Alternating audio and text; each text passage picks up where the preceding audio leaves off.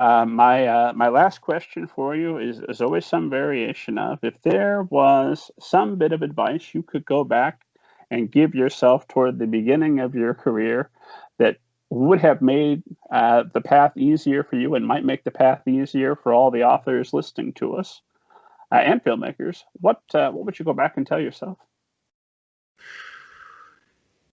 Well, I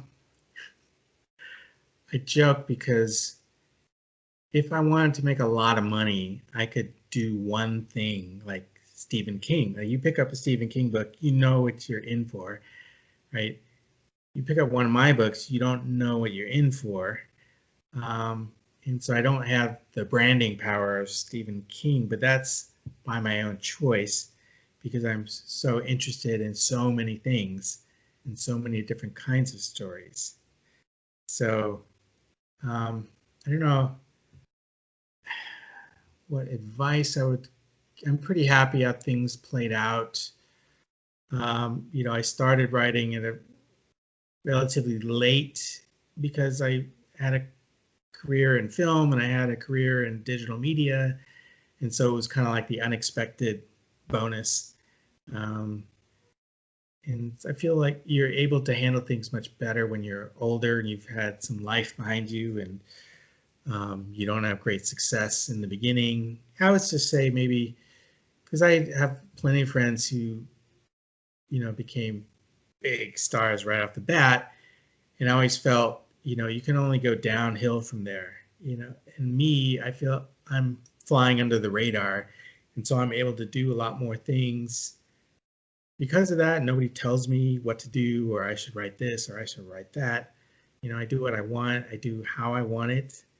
And they keep buying it. I don't have huge mega blockbusters, but they do pretty good for themselves, and they keep getting read, and they have long shelf lives, and an audience that is, always there.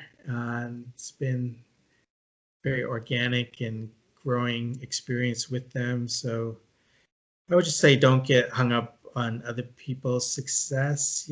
Just it's good to fly under the radar and get to do what you want to do and get to travel the world because of it, and that's pretty amazing in and of itself. So I would not trade that for,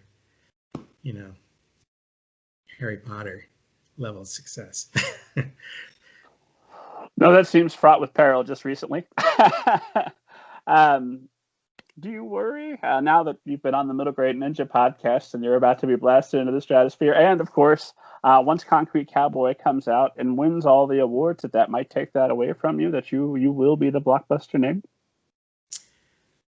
Well, I don't know. I always like to think of it like if that book becomes blockbuster, that's fine with me.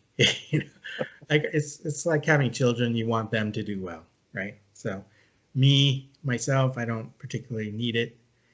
But if a particular project does well and it shines a light on what that book is about in that community, then that's a total win for me.